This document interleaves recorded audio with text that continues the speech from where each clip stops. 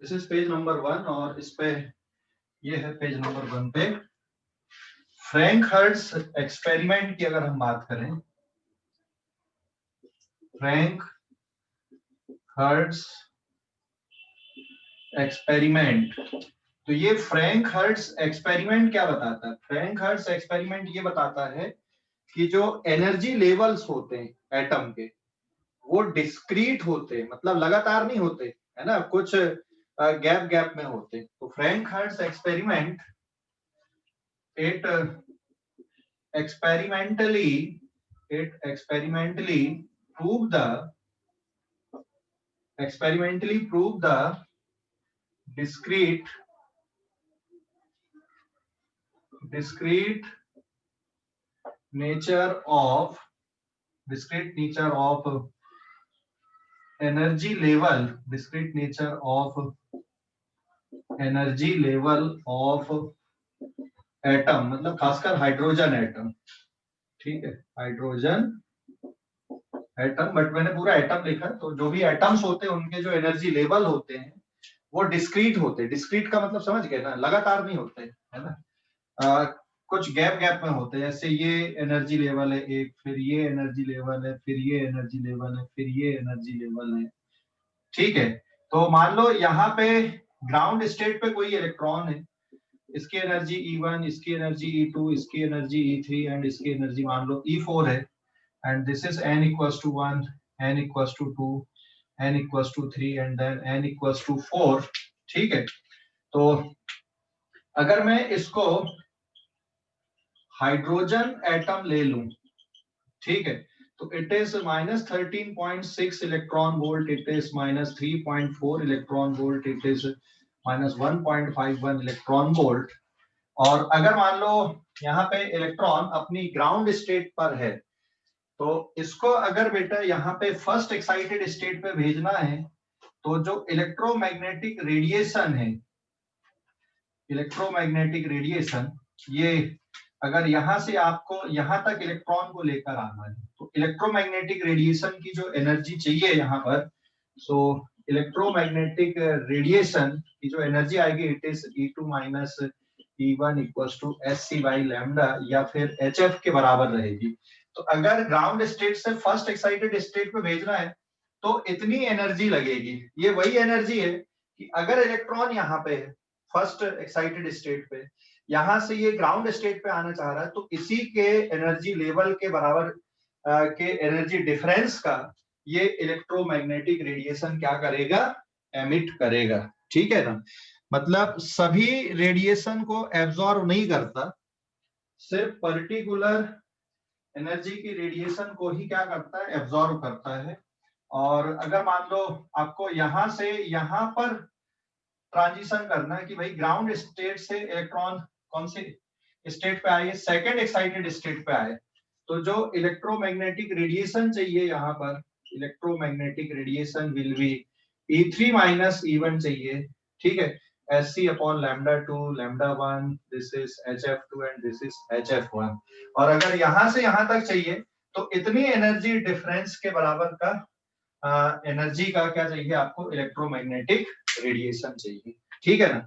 तो अगर हम वेवलेंथ की बात करें कि भाई यहाँ से यहाँ तक की कितनी वेवलेंथ रिक्वायर होगी, या यहाँ से यहाँ तक कितनी वेवलेंथ रिक्वायर होगी, तो लेट अस कैलकुलेट। अगर हम इन वेवलेंथ को कैलकुलेट करें यहाँ पे, इसको इक्वेट करके, ये हाइड्रोजन एटम है आपके, तो ये निकाल सकते हो ना यहाँ पे कि भाई फर्स्ट वाली वेवलेंथ कितनी है या सेकंड वाली कितनी है।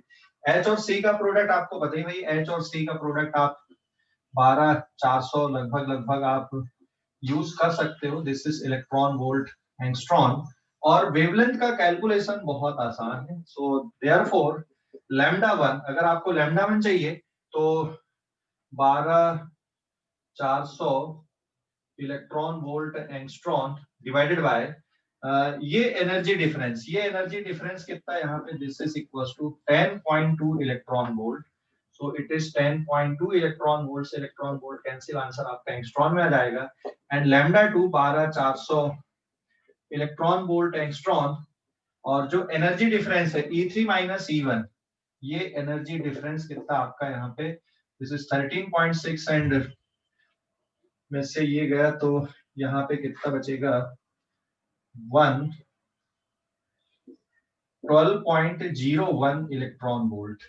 ठीक है, सो it is 12.01 electron volt lambda 2। तो ये पर्टिकुलर वेवलेंथ ही एब्सॉर्ब होंगी, मतलब अगर इनकमिंग रेडिएशन है तो लैम्डा 1 कितना आया हमारा कैलकुलेशन पे, 1 मिनट में यूज कर ले रहा हूँ कैलकुलेटर का। 12400 divided by 10.2, so it is 1215.7, so it is 1215.7 angstrom. और जो दूसरी वेवलेंथ आएगी यहाँ पे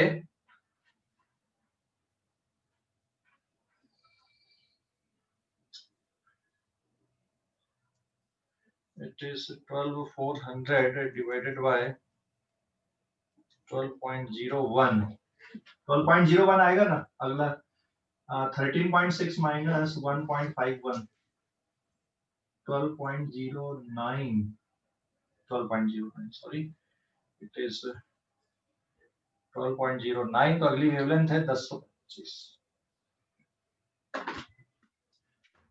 so it is 1025.6 एंगस्ट्रॉम। ठीक है, सो इट इज 12.09। तो देखो यहां तक का जो एनर्जी डिफरेंस ये कितना है 10.2 इलेक्ट्रॉन वोल्ट है, यहां तक का एनर्जी डिफरेंस कितना है 12.09 इलेक्ट्रॉन वोल्ट है। तो अगर इलेक्ट्रॉन ग्राउंड स्टेट पर है तो इनकमिंग या इंसिडेंट रेडिएशन की वेवलेंथ अगर कितनी होगी 1215.7 एंगस्ट्रॉन अगर होगी तो ही ये यहां तक जाएगा। अगर इससे कम वेवलेंथ है तो ये यहां तक नहीं आएगा, ध्यान रखना, ठीक है ना।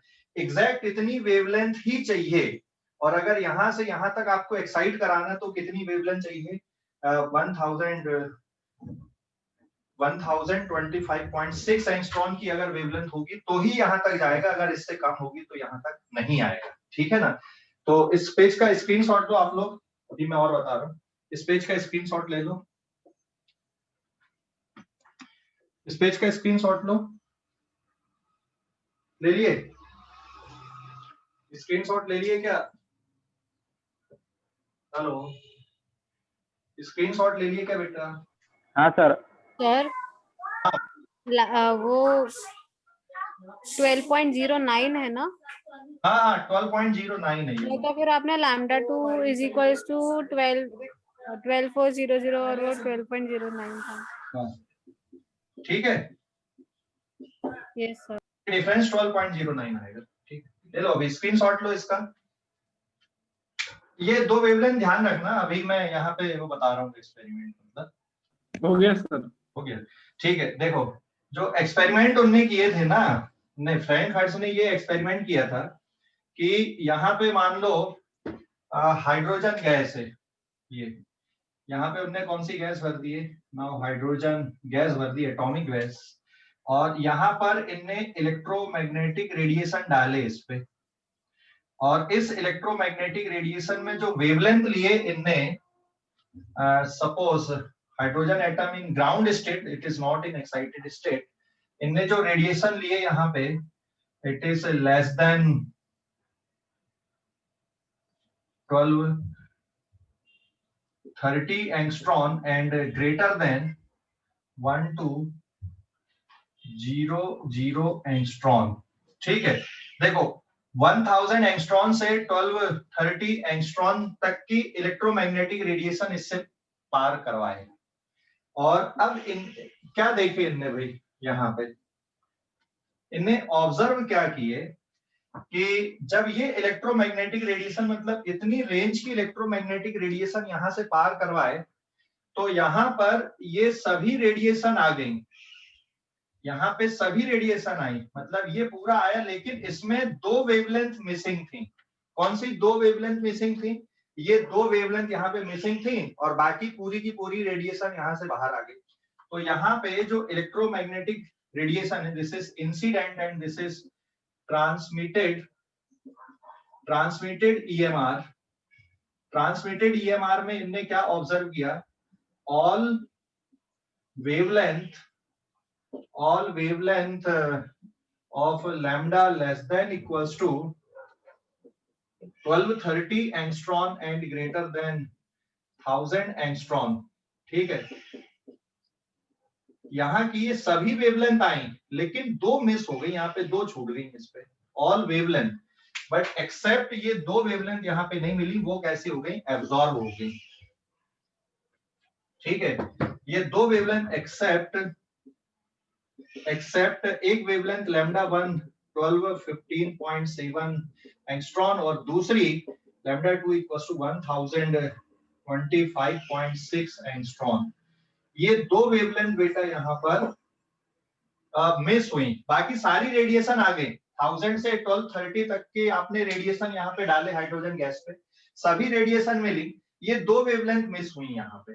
ठीक है ना, मतलब जब इसका स्पेक्ट्रम एनालाइज किया गया, तो जैसे ये स्पेक्ट्रम अगर यहाँ पे एनालाइज किया गया, तो यहाँ पे इस स्पेक्ट्रम में ये दो ब्लैक स्ट्रिप आई, पूरा व्हाइट बैकग्राउंड था और ये दो डार्क लाइन यहाँ पे इनको ऑब्जर्व हुई, एक लैम्डा 1 के लिए और एक लैम्डा 2 के लिए, और बाकी ये पूरा जो रेडिएशन यहाँ पे आपको मिली।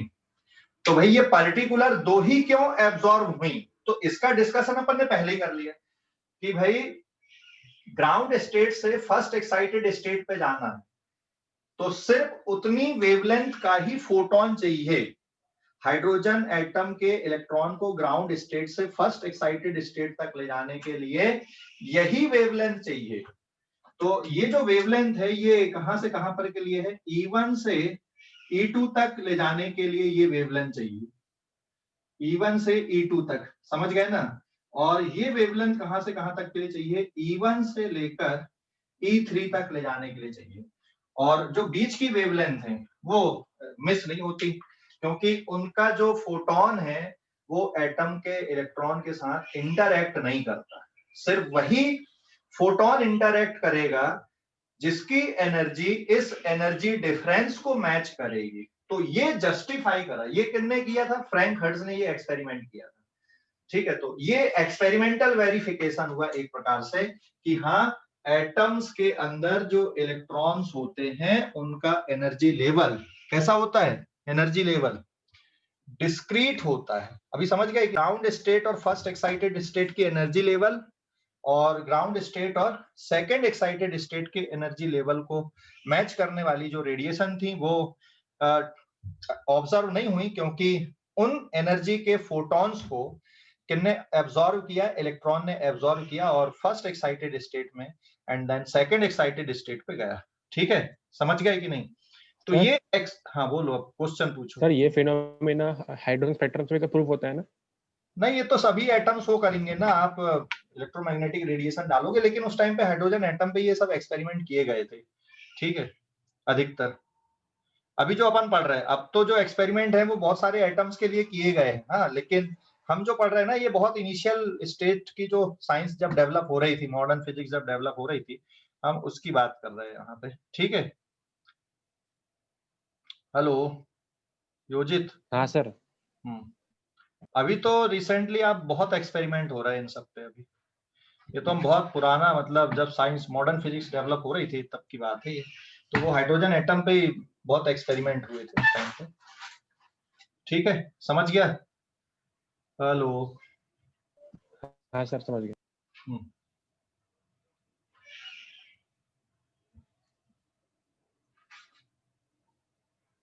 तो ले लो अभी इस पेज, एक मिनट, पेज नंबर चेंज करना पड़ेगा मुझे, दिस इज पेज नंबर 2। ठीक है, ये पेज नंबर 2 है। हाँ,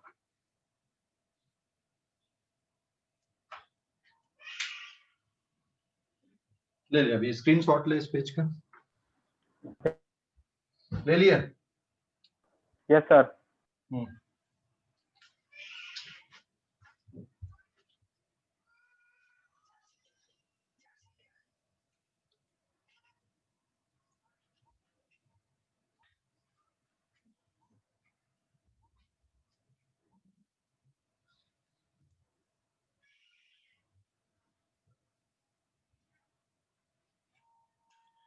फ्रैंक हर्ट्ज एक्सपेरिमेंट एनसीईआरटी में दिया हुआ है, पता है ना, पेज नंबर 428, पेज नंबर में देखना, फ्रैंक हर्ट्ज एक्सपेरिमेंट दिया हुआ है, ठीक है, उसको पढ़ना। यही मैंने पूरा डिस्कशन किया अभी यहाँ पे फ्रैंक हर्ट्ज एक्सपेरिमेंट का। एंड देन आगे बढ़ते हैं अपन। अब ले लिए स्क्रीनशॉट इस पेज का? Yes sir.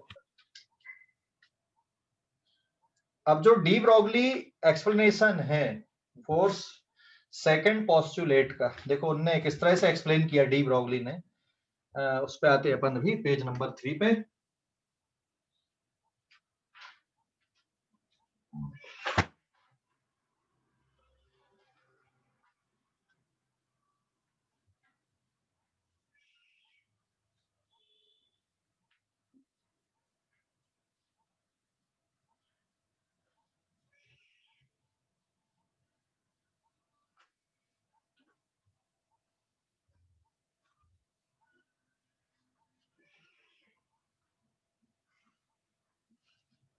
Now page number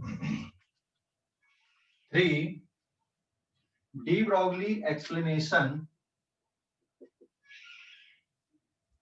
De Broglie explanation of Bohr's second postulate. Bohr's second postulate का जो de Broglie explanation है, Bohr's second postulate क्या है भाई, बताओ जल्दी से। Bohr's second postulate ये प्लस जेडी और यहाँ पे मान लो इलेक्ट्रॉन है, दिस इज nth ऑर्बिट, ठीक है, and this is the radius of nth orbit और इलेक्ट्रॉन यहाँ पे सर्कुलर पाथ में घूम रहा है। तो वो सेकंड पोस्टुलेट क्या है, जो एंगुलर मोमेंटम है it is me vn into rn is equals to कितना, nh अपॉन 2 पाई। समझ गए कि नहीं? अरे समझ गए? Yes sir. Bohr second postulate है। बोर का सेकंड पोस्टुलेट क्या है कि इलेक्ट्रॉन सिर्फ उन्हीं ऑर्बिट में घूम सकता है जो नॉन रेडिएटिव होते हैं।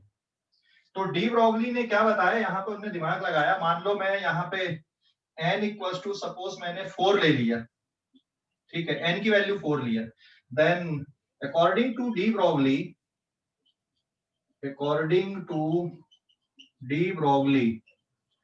डी ब्रॉगली की जो थ्योरी है वो किससे रिलेटेड है, मैटर वेव से रिलेटेड है।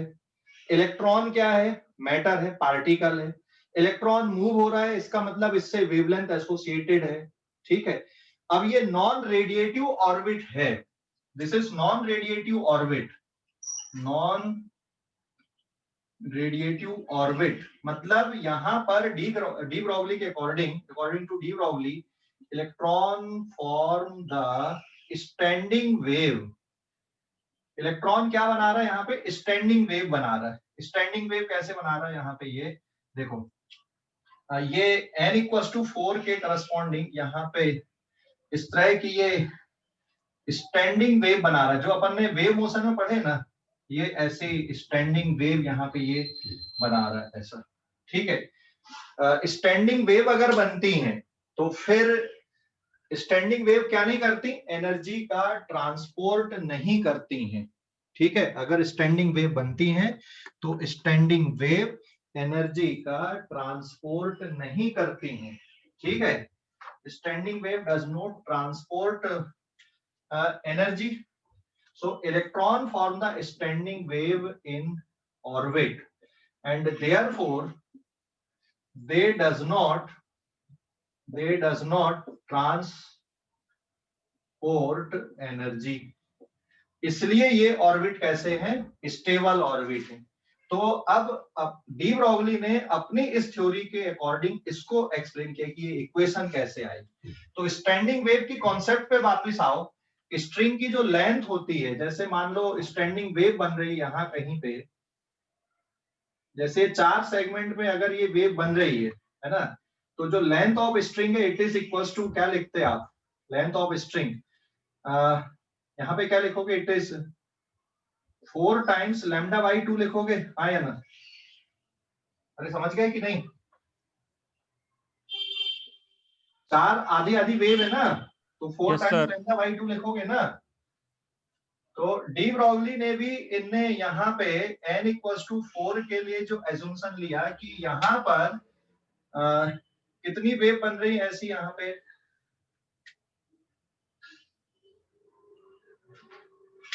1 मिनट। तो डी ब्रॉगली ने क्या एज्यूम्शन किया है कि जो लेंथ है 2 pi R N this is equals to length and it is equals to lambda by 2। और अगर मान लो ये फोर्थ ऑर्बिट है तो यहाँ पे क्या आएगा, अगर ये फोर्थ ऑर्बिट है तो यहाँ पे 4 इंटू लैम्डा बाई 2 एंड जो लेंथ है उसको किससे रिप्लेस किया हमने, यहाँ पे 2 पाई आर एन से रिप्लेस किया। ठीक है, स्टैंडिंग वेव का फोर्थ ऑर्बिट है तो 4 इंटू लैम्डा बाई 2, अगर थर्ड ऑर्बिट है तो 3 इंटू लैम्डा बाई 2। ठीक है, समझ गए? ये जो स्टैंडिंग वेव बना रहा है इलेक्ट्रॉन यहाँ पे फोर्थ ऑर्बिट में, तो फोर्थ ऑर्बिट है तो 4 इंटू लैम्डा बाई 2, और अगर थर्ड ऑर्बिट है तो 3 into lambda by 2, first orbit है तो 1 इंटू लैम्डा बाई 2 लिखोगे। ठीक है, अरे समझा कि नहीं?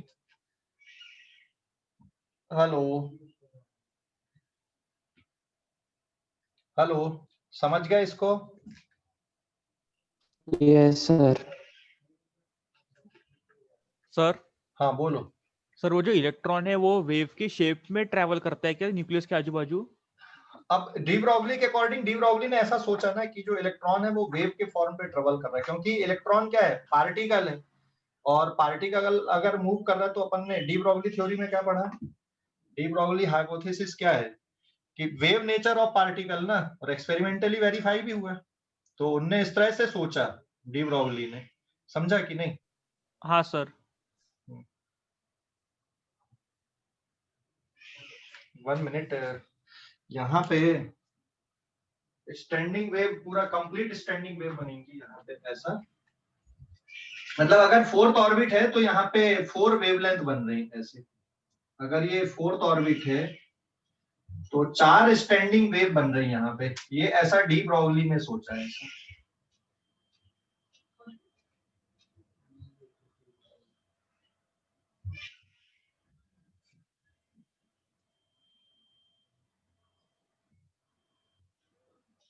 ये ऐसा, अगर फोर्थ ऑर्बिट है तो 2 pi R N equals to किसके बराबर लिखा उसने, 4 इंटू लैम्डा लिखा, ये फोर्थ ऑर्बिट के लिए।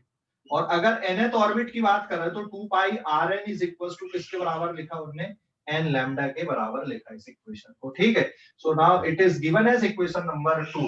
तो स्क्रीनशॉट लो अभी इस पेज का, इस पेज का स्क्रीनशॉट लो। मतलब अगर सेकंड ऑर्बिट है ना तो 2 वेवलेंथ बनेंगी, और अगर फर्स्ट ऑर्बिट है तो 1 वेवलेंथ बनेगी कंप्लीट, फोर्थ ऑर्बिट है तो 4 वेवलेंथ बनेंगी, और अगर nth ऑर्बिट है तो n वेवलेंथ बनेंगी वहां पे। ठीक है, स्टैंडिंग वेव जो हमने पढ़े हैं उसको ही उनने रिलेट किया है यहाँ पे। ओके, हेलो, अरे समझ गए कि नहीं? Yes sir. हाँ, अभी स्क्रीनशॉट लो इस पेज का। ले लिया सर। देख, जो स्ट्रिंग होती ना, स्ट्रिंग में और इसमें थोड़ा सा फर्क ये है, स्ट्रिंग में जैसे मैंने सामने राइट साइड में स्ट्रिंग बनाया ना, 4 सेगमेंट है, तो लेंथ ऑफ स्ट्रिंग आप किसके बराबर लिख रहे हैं यहाँ पे, 4 इंटू लैम्डा बाई 2 के बराबर लिख रहे हैं, है ना? जबकि इलेक्ट्रॉन का जो मूवमेंट है वो सर्कुलर पाथ में है, तो फिर वहां पे आपको इस तरह से सोचना, अगर फर्स्ट ऑर्बिट है तो वहां पे एक कंप्लीट स्टैंडिंग वेव बन रही है ऐसा। ठीक है ना, सेकंड ऑर्बिट है तो 2 कंप्लीट स्टैंडिंग वेव बनेंगी। ओके, देन अब आते हैं अपन आगे का प्रूफ कि भाई ये इक्वेशन से ये इक्वेशन कैसे बनी, इस पे आते हैं अपन। तो इस इक्वेशन से ये इक्वेशन कैसे बनी, अगले पेज पे चलते हैं अपन, पेज नंबर 4 पे। तो मैं इसको मिटा देता हूं यहाँ पे, वापिस आते हैं अपन, मैं इसी को लिख रहा हूं यहाँ पे। So therefore, according to D Broglie, 2 pi Rn is equals to n lambda, ये इक्वेशन नंबर 2 है। And since according to D Broglie wavelength, lambda n is equals to, D Broglie wavelength किसके बराबर होता है, h upon p, h upon mass of electron into Vn, बराबर है। तो अब आप वैल्यू पुट कर दो यहाँ पे, ये सेकंड इक्वेशन है और ये थर्ड इक्वेशन है, ये डी ब्रॉगली वेवलेंथ है मैटर वेव की, ये स्टैंडिंग वेव की इक्वेशन है। तो यहां पर से अगर आप वेवलेंथ की वैल्यू पुट करते हो, so therefore wavelength will be given by 2 pi rn upon n is equals to h upon me into vn, and then अब इसको देख लो, क्रॉस मल्टीप्लाई कर दो, MEVN is equal to NH/2 pi. तो ये देखो यहाँ पे ये डिराइव हो गया, किससे डिराइव हो गया? ये डी ब्रॉगली से ये डिराइव हो गया यहाँ पे, समझ गए कि नहीं? ये देखो, ये डी ब्रॉगली हाइपोथेसिस से अपन ने फोर्स का जो सेकंड पोस्टुलेट है उसको डिराइव कर दिया। देख लो डेरिवेशन। हेलो, अरे समझ गए? Yes sir. फोर्स का जो सेकंड पोस्टुलेट है उससे आपने डी ब्रॉगली सॉरी फोर्स का सेकंड पोस्टुलेट आपने डी ब्रॉगली हाइपोथेसिस से जस्टिफाई कर दिया या प्रूफ कर दिया, ठीक है ना? हेलो, समझ गए? समझ गए कि नहीं? तो डी ब्रॉगली हाइपोथेसिस भी इसको जस्टिफाई कर रही, मतलब अल्टीमेटली कहने का मतलब ये है। तो स्क्रीनशॉट लो इस पेज का, पेज नंबर 5 पे।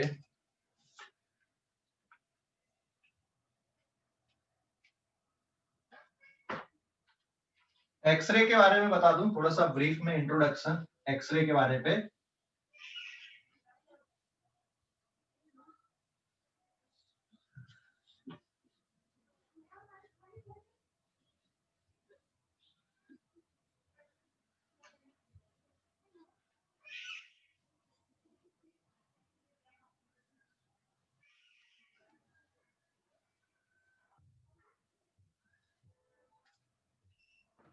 नाउ एक्सरे के बारे में देखो, this is page number 5 and X-ray के लिए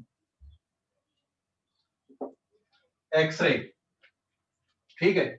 एक्सरे इलेक्ट्रोमैग्नेटिक रेडिएशन है जिसकी वेवलेंथ लगभग 100 एंगस्ट्रॉन से लेकर 10 एंगस्ट्रॉन से लेकर कहां तक मानी जाती है? 100 एंगस्ट्रॉन तक मानी जाती है एक्सरे, ठीक है। इसमें दो पार्ट है, एक हार्ड एक्सरे एंड एक soft X-ray. 1 minute, this is from 1 angstrom to 100 angstrom. 1 angstrom से 100 एंगस्ट्रॉन तक की जो वेवलेंथ है ये क्या मानी जाती है यहाँ पे? एक्सरे मानी जाती है 1 से लेके 100 एंगस्ट्रॉम तक। समझ गए कि नहीं? हेलो, अरे समझ गए? So this is a electromagnetic radiation 1 angstrom से लेकर 100 एंगस्ट्रॉम तक की। अब बात करते हैं भाई ये कैसे प्रोड्यूस होती हैं, एक्सरे कैसे प्रोड्यूस होती हैं।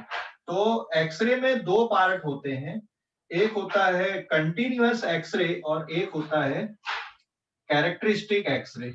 एक होता है कंटिन्यूअस और एक होता है characteristic. It is property of atom. ये एटम की प्रॉपर्टी होती है कैरेक्टरिस्टिक, या फिर आप ये एटम की पहचान बोल सकते हो। कैरेक्टरिस्टिक एक्सरे जो रहती है, it is property of atom. And जो कंटिन्यूअस होती है, it is produced due to deceleration of electron या फिर चार्ज पार्टिकल। देखो ये एक्सरे कैसे प्रोड्यूस होती हैं। जैसे ये कोई एटम है, ये इसका न्यूक्लियस हो गया Zi, और फिर यहाँ पे डिफरेंट डिफरेंट सेल में इलेक्ट्रॉन मान लो चक्कर लगा रहा है यहाँ पे, ठीक है। Suppose this is K shell, this is L shell and this is M shell. ये K सेल है, K सेल में 2 इलेक्ट्रॉन है, L सेल में आपके 8 इलेक्ट्रॉन हो गए, फिर ये M सेल हो गया। और जब कोई फास्ट मूविंग इलेक्ट्रॉन, यहां पर से फास्ट मूविंग इलेक्ट्रॉन ये आ रहा है sir, this is energetic electron आया और ये ऐसा इंटरेक्ट किया, मान लो इसने के सेल के इलेक्ट्रॉन को यहां से रास्ते से हटा दिया, उड़ा दिया, ठीक है, टकराया। ये एक फास्ट मूविंग इलेक्ट्रॉन आया है, के सेल के इलेक्ट्रॉन से मान लो इसने कोलाइड किया, तो इसको ये ऑर्बिट से बाहर निकाल देगा, ठीक है, इसको ऑर्बिट से बाहर निकाल देगा और साथ में ये भी बाहर आ रहा है मान लो। तो इसके वैकेंट स्टेट को फिल करने के लिए यहां से हायर एनर्जी लेवल से एक इलेक्ट्रॉन यहां पे आएगा जंप करके, और ये जो रेडिएशन निकलेगी, ये जो एक्सरे निकलेगी, ये कौन सी होती है? कंटिन्यूअस एक्सरे होती है। और यहाँ पे जो एनर्जी का लॉस हो रहा है इंसिडेंट इलेक्ट्रॉन का, इस एनर्जी का लॉस आपको किसके फॉर्म पे दिखेगा? This is in the form of continuous X-ray के फॉर्म पे दिखेगा। तो कैरेक्टरिस्टिक एक्सरे कब निकलती हैं? जब हाई एनर्जी का इलेक्ट्रॉन एटम से टकराता है, इनर कोर के इलेक्ट्रॉन को बाहर निकालता है, या वैसे ही चली जाती है रेडिएशन बिना इंटरएक्शन के। जैसे मान लो यहां पर से ये फास्ट मूविंग इलेक्ट्रॉन आ रहा है, अगर मान लो नहीं भी निकाला तो अपनी एनर्जी को कुछ ना कुछ लूज करेगा। तो यहाँ पे आप लिखोगे loss in kinetic energy of electron, kinetic energy of electron is equals to continuous X-ray की जो energy, it is SC by lambda, या फिर HF से आप इक्वेट कर दोगे, ठीक है ना। और ये कौन सी है? कैरेक्टरिस्टिक है। तो this is equals to En। मान लो ये K सेल है, K सेल की एनर्जी कम है, so EL minus EK is equals to SC by lambda, या फिर HF से इक्वेट करोगे तो ये कैरेक्टरिस्टिक एक्सरे होती है।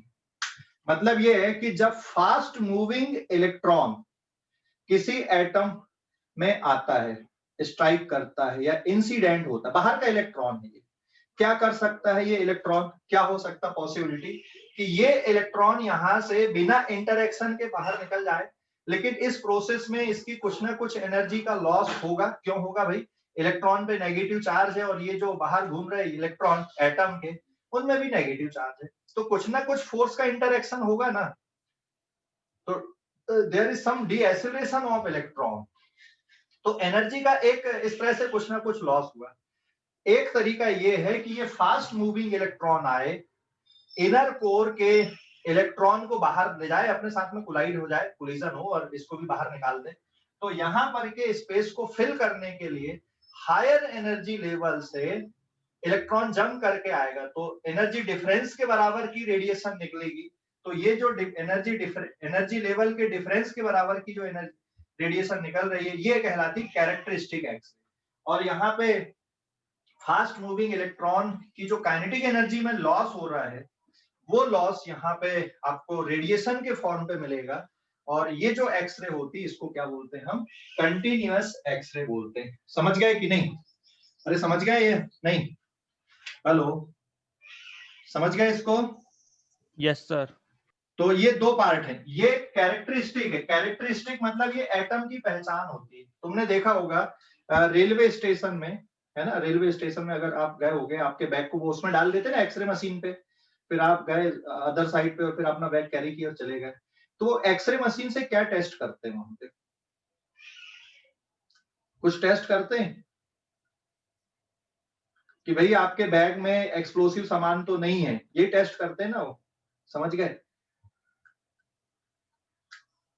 तो वो कैसे टेस्ट करते हैं? तो वो टेस्टिंग ऐसे होती है कि जब आप मशीन के अंदर डालते हो, तो आपके बैग में जो भी मटेरियल है उसके एटम्स का एक्सरे का जो स्पेक्ट्रम है वो ऑब्जर्व होता है। और अगर मान लो एक्सप्लोसिव मटेरियल के एटम से वो मैच करे, तो फिर वहां पे क्या होगा? बेल बजने लगेगी और आपको पता चलेगा हाँ इसमें एक्सप्लोसिव मटेरियल के एटम्स हैं। देन दे कैन डिटेक्ट की है या नहीं है, जो भी है। बट जो पहला स्टेप होता है वो यही होता है कि वो ये कैरेक्टरिस्टिक एक्सरे चेक करते हैं, ठीक है ना, मटेरियल की। और अगर वहां से कुछ मैचिंग आती है तो फिर डिटेक्शन होता है, अदरवाइज वैसे निकल जाती है। तो कैरेक्टरिस्टिक एक्सरे हर एक एटम की फिंगरप्रिंट है। फिंगरप्रिंट मतलब समझ गए ना, हर एक एटम का डीएनए। जैसे अपना जो हर एक पर्सन का एक अपना डीएनए होता है, वो किसी से मैच नहीं करता, वैसे हर एक एटम की जो कैरेक्टरिस्टिक एक्सरे होती है वो उसका डीएनए। अरे समझ गए कि नहीं? हर एक एटम की जो कैरेक्टरिस्टिक एक्सरे हैं वो अलग अलग आती हैं, उनकी वेवलेंथ अलग अलग आती है, ठीक है ना, कैरेक्टरिस्टिक एक्सरे। तो एक प्रकार से आप उनका डीएनए बोल सकते हो। समझ गए? अरे समझ गए कि नहीं? Yes sir. सर हाँ बोलो। सर जब इलेक्ट्रॉन हायर से लोअर में आएगा तो उसमें से तो बहुत सारे बहुत अलग अलग टाइप के वेवलेंथ निकलेंगी। हाँ निकल सकती ना, अलग अलग टाइप की वेवलेंथ तो आएंगी ना, सर तो लेकिन हमको जो जो हमको चाहिए फिर उसको मतलब कि डिटेक्ट कैसे करेंगे उसको? जो चाहिए वो डिटेक्ट कैसे करेंगे, वो एक पूरा स्पेक्ट्रम होता है, ऐसा थोड़ी है कि एक ही वेवलेंथ को डिटेक्ट करते हैं। जैसे हाइड्रोजन का जो स्पेक्ट्रम है ना भाई, अगर तू 1 से लेके 10,000 20,000 तक की भी वेवलेंथ काउंट करेगा, ये तो सब कंटिन्यूअस होती हैं, पूरा कंटिन्यूअस। तो हाइड्रोजन का जो स्पेक्ट्रम है उसकी वेवलेंथ देखो अलग अलग है ना। ऐसे तुम हीलियम का देखोगे तो उसका स्पेक्ट्रम पूरा अलग है, लिथियम का देखोगे तो पूरा उसका स्पेक्ट्रम अलग आएगा, जो एमिशन स्पेक्ट्रम है या फिर एब्जॉर्प्शन स्पेक्ट्रम है, ठीक है। तो ऐसे ही बाकी के एटम्स के लिए भी होती हैं।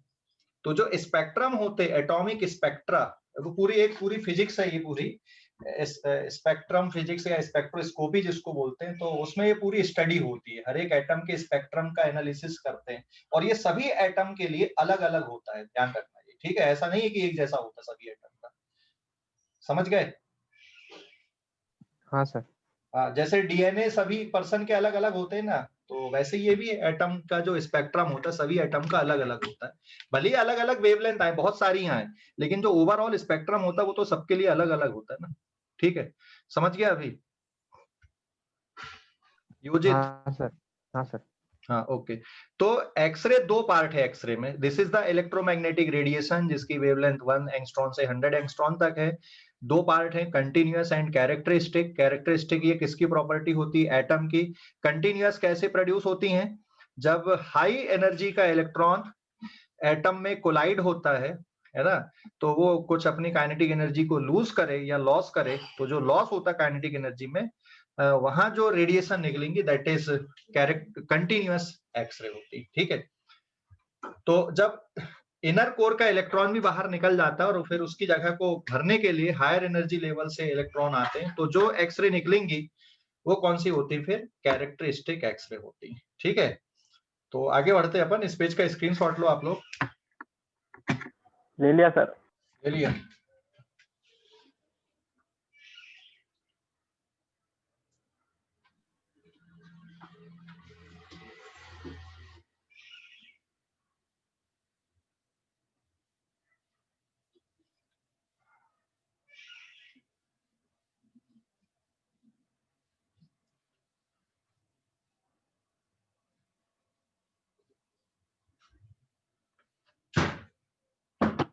Now this is page number 6। देख इसमें क्या क्या पॉसिबिलिटी होती है, जैसे K shell, L shell, M shell and N shell. This is K shell, L shell, M shell and N shell. मान लो के सेल के इलेक्ट्रॉन, ये के सेल का इलेक्ट्रॉन है, ठीक है। यहाँ पे एनर्जेटिक इलेक्ट्रॉन आया, इसने इस इलेक्ट्रॉन को भी बाहर निकाल दिया के सेल का, और ये खुद भी बाहर आ गया, है ना। तो इसकी जगह भरने के लिए यहाँ से भी इलेक्ट्रॉन का ट्रांजिशन हो सकता है, यहाँ से यहाँ हो सकता है, यहाँ से यहाँ हो सकता है। फिर अगर यहाँ पे वैकेंसी क्रिएट होगी तो ये ट्रांजिशन भी और हो सकते हैं, फिर यहाँ पे और ऐसे ट्रांजिशन हो सकते हैं। तो ये यहाँ पे देखोगे 3 लाइन निकल रही, तो इसको क्या बोलोगे? के अल्फा, के बीटा एंड के गामा। और यहाँ पर के ट्रांजिशन से जैसे 2 लाइन निकल रही, तो L alpha and L beta, इस तरह से ये जनरेट होती है। कौन सी वाली एक्सरे? ये कैरेक्टरिस्टिक एक्सरे। और यहाँ पे जो एनर्जी है, यहाँ पे जो काइनेटिक एनर्जी है इस इलेक्ट्रॉन की, उस काइनेटिक एनर्जी का अगर टोटल लॉस हो रहा है, तो minimum wavelength of characteristic X ray, this is delta के E is equals to SC by lambda. अगर पूरी की पूरी काइनेटिक एनर्जी किसमें कन्वर्ट हो गई? यहाँ पर कंटिन्यूअस एक्सरे में कन्वर्ट अगर हो गई, तो यहाँ पर जो वेवलेंथ आएगी इट इज मिनिमम वेवलेंथ। तो काइनेटिक एनर्जी को भाई, आप जो इलेक्ट्रॉन की काइनेटिक एनर्जी है, ये कैसे प्रोड्यूस करते हैं अपन, कैसे देते हैं इसको? तो जब हम किसी इलेक्ट्रॉन को पोटेंशियल डिफरेंस से पास कराएंगे तो वो एनर्जाइज होगा। तो फिर आप इसको किसके बराबर लिख सकते हो? E into V, and what is V? It is potential difference, and then lambda minimum आप इस तरह से यहाँ पे कैलकुलेट कर सकते हो कि भाई जो मिनिमम वेवलेंथ आएगी it is given by HC divided by EV, ठीक है। और HC की वैल्यू आपको पता है, HC की वैल्यू 12400 इलेक्ट्रॉन वोल्ट एंगस्ट्रॉन होती है divided by E into V। तो E से E कट गया, अब यहाँ पे आप सिर्फ वोल्टेज में वैल्यू पुट कर दो तो जो आपका आंसर है वो किस में मिल जाएगा, आपका एंगस्ट्रॉन में आपका आंसर मिल जाएगा। अब जैसे के अल्फा लाइन जो मिलेगी आपको H C upon lambda of alpha, K alpha के लिए this is for K alpha line, हाँ, H C by lambda of K alpha line is equals to E L minus E K, and K beta line मतलब H C upon lambda of K beta, this is equals to E M minus E K. समझ गए ना calculation? ऐसे फिर L alpha line का आप calculation कर सकते हो। तो ये कौन सी एक्सरे के लिए है कैलकुलेशन? कैरेक्टरिस्टिक के लिए। और जो एनर्जेटिक इलेक्ट्रॉन जो अपनी एनर्जी लूज करता है, तो ये जो वेवलेंथ की काउंटिंग है, loss in kinetic energy equals to H C by lambda, ये किसके लिए होता है? कैरेक्टरिस्टिक एक्सरे के लिए होता है। ठीक है, समझ गए? अरे रिकॉर्ड नहीं हुआ क्या ये? 1 मिनट, दोबारा एक्सप्लेन कर रहा हूँ, ये रिकॉर्डिंग बंद कर दिया था मैंने, दोबारा एक्सप्लेन कर देता हूँ। क्या दोबारा एक्सप्लेन कर देता हूँ इसको, ये रिकॉर्डिंग बंद कर दिया था मैंने, दोबारा एक्सप्लेन कर देता हूँ। ठीक है, देखो अभी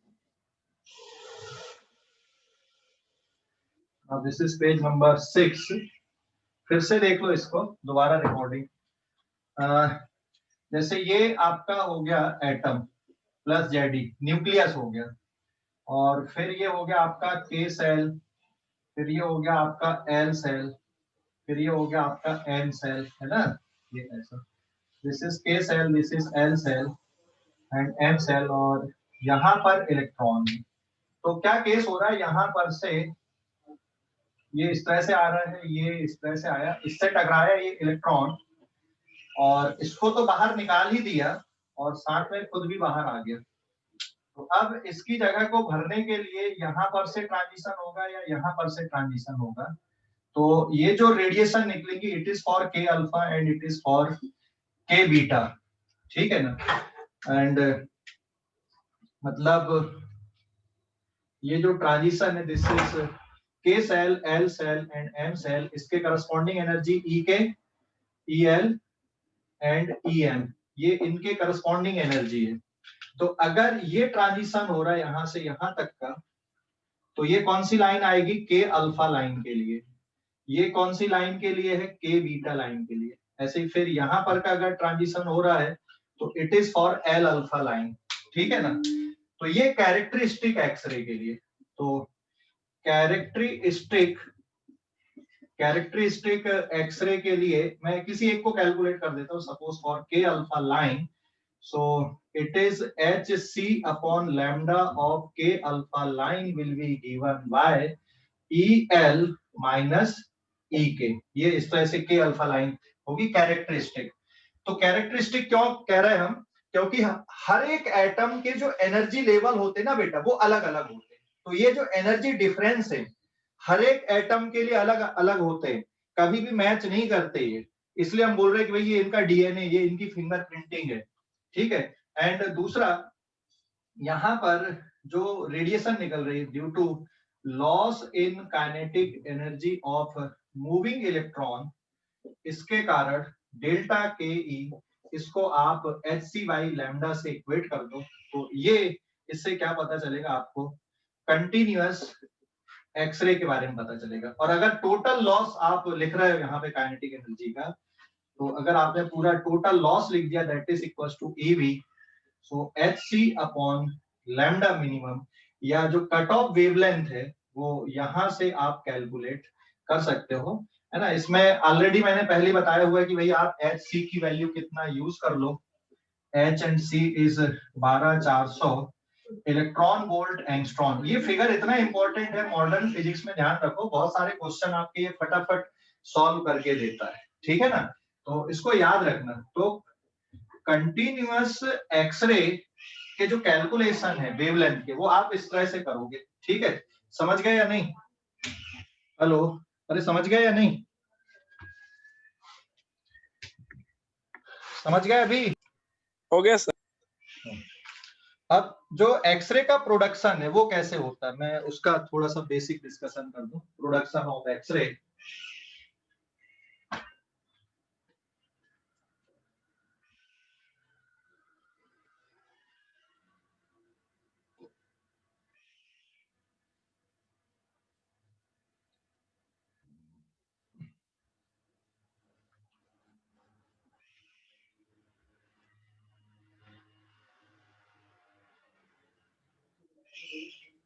now this is page number 7, production of X-ray.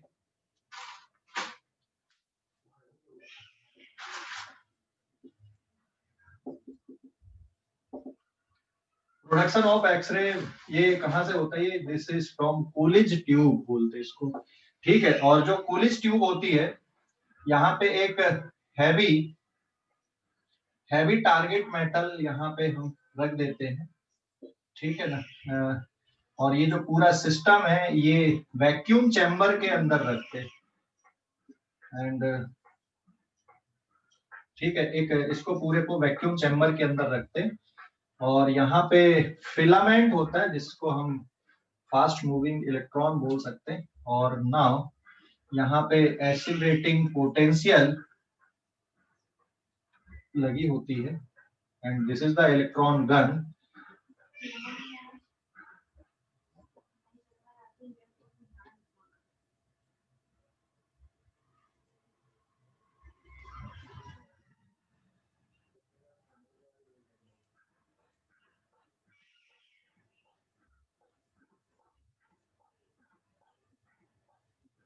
ठीक है, यहां से this is the vacuum tube, ये एक वैक्यूम ट्यूब होती है और यहाँ से ये फास्ट मूविंग इलेक्ट्रॉन यहाँ पे आते हैं। These are the fast moving electron beam. और ये क्या है यहाँ पे, दिस इज एक्सीलरेटिंग वोल्टेज, ये एक्सीलरेटिंग वोल्टेज है and this is the filament, ये फिलामेंट है। और यहाँ पे जो इट इज फिलामेंट करंट।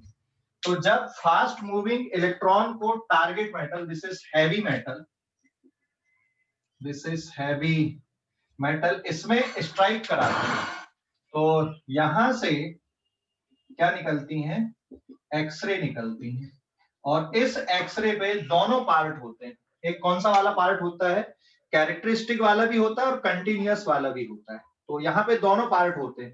तो ये जो एक्सीलरेटिंग वोल्टेज है ये किसको कंट्रोल करता है, energy of beam of electron को। और जो फिलामेंट करंट है ये किसको कंट्रोल करता है, भाई कितने इलेक्ट्रॉन आप एमिट करा रहे हो, ठीक है ना। इलेक्ट्रॉन बीम की इंटेंसिटी को ये कंट्रोल करता है। तो this will control, this is the filament current, filament current, it will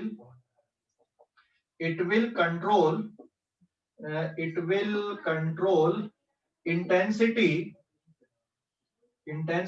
of electron beam।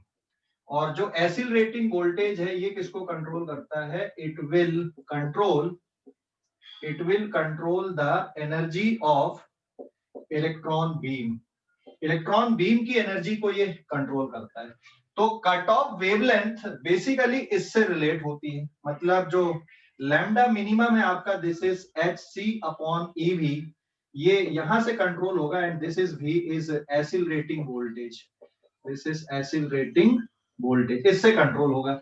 और जो कैरेक्टरिस्टिक एक्सरे होती हैं उसका इनसे कोई लेना देना नहीं है, वो अलग अलग मेटल के लिए अलग अलग ही होती हैं, ठीक है ना। और फिर आता है इसमें एक्सरे स्पेक्ट्रम की अगर हम बात करें तो स्पेक्ट्रम कैसा होता है। So this is the Coolidge tube जहां पे एक्सरे प्रोड्यूस होती हैं, ये उसका एक अरेंजमेंट है, ठीक है। स्क्रीनशॉट लो इस पेज का, स्क्रीनशॉट लो,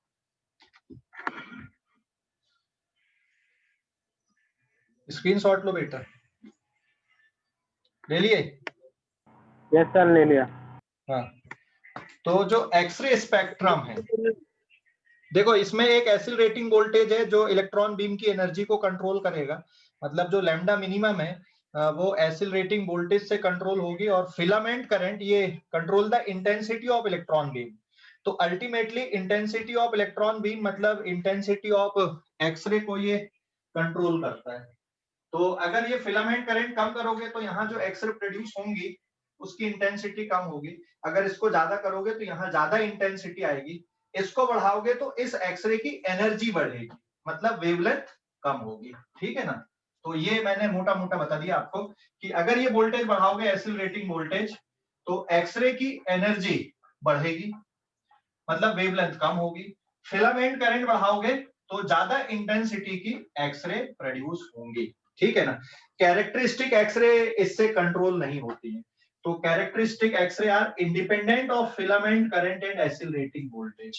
तो ये जो है ना filament current and accelerating voltage, ये सिर्फ कंटिन्यूअस एक्सरे को ही कंट्रोल करता है, कैरेक्टरिस्टिक को कंट्रोल कर नहीं सकता क्योंकि वो एटम की प्रॉपर्टी होती है। ठीक है। स्क्रीनशॉट हो गया इस पेज का? हेलो, स्क्रीनशॉट हो गया क्या? Yes sir.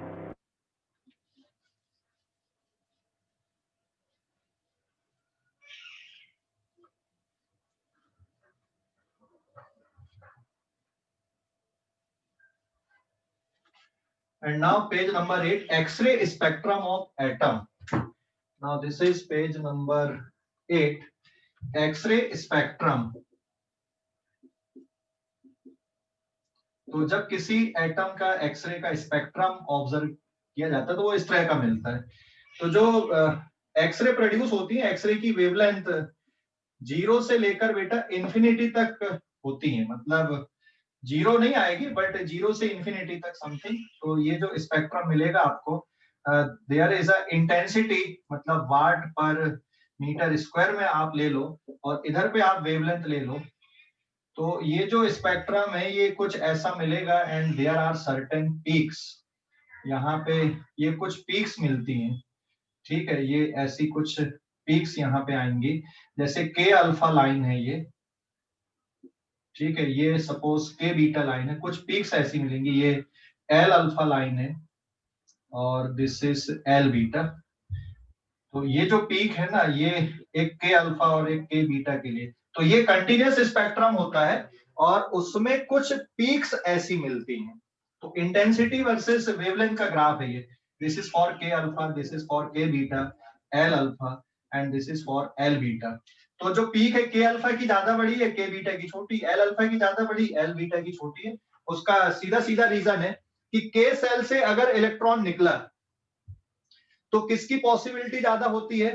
एल सेल के इलेक्ट्रॉन को के सेल में जाने की ज्यादा पॉसिबिलिटी होती है, ज्यादा प्रोबेबिलिटी होती है, इसलिए उसकी इंटेंसिटी ज्यादा होती है। के बीटा की इंटेंसिटी कम इसलिए है क्योंकि के सेल का इलेक्ट्रॉन निकल गया तो के एल एम सेल से के सेल में आने की जो प्रोबेबिलिटी है वो थोड़ी कम हो जाती है, इसलिए इसका जो पीक है यहाँ पे ये कम है। तो accelerating voltage and filament current से, accelerating voltage and filament current से ये वाली वैल्यूज में कोई फर्क नहीं आता, के अल्फा, के beta, L alpha, L beta में। हाँ, ये लैम्डा मिनिमम चेंज हो सकता है और ये जो कंटिन्यूअस वाला पार्ट है ये चेंज हो सकता है। ठीक है, जैसे अगर आप फिलामेंट करंट बढ़ाओगे तो सिर्फ फिलामेंट करंट बढ़ाने से ये जो स्पेक्ट्रम है ये आपका ऐसा कुछ ऑब्जर्व हो सकता है। तो इफ फिलामेंट करंट अगर बढ़ा रहे हो, फिलामेंट करंट अगर बढ़ा रहे तो ये पूरा स्पेक्ट्रम की इंटेंसिटी बढ़ेगी। और अगर सिर्फ आपने किसको बढ़ा दिया, एक्सीलरेटिंग वोल्टेज को बढ़ा दिया, तो लैम्डा मिनिमम वाला जो पार्ट है ये बस चेंज हो सकता है, बाकी कोई चेंज नहीं। तो अगर आप एक्सीलरेटिंग वोल्टेज बढ़ा रहे हो, एक्सीलरेटिंग वोल्टेज अगर बढ़ाते हो तो ये लैम्डा मिनिमम लोअर वेवलेंथ की तरफ शिफ्ट होता है, बाकी के अल्फा, के बीटा इनकी जो वेवलेंथ है इस पे कोई फर्क नहीं होता है। ठीक है, तो ये ध्यान रखना। ले लो अभी इस पेज का स्क्रीनशॉट ले लो, स्क्रीनशॉट ले लो बेटा इस पेज का। ले लिए? यस सर, ले लिया। हाँ, तो आज के लिए इतना ही है ना।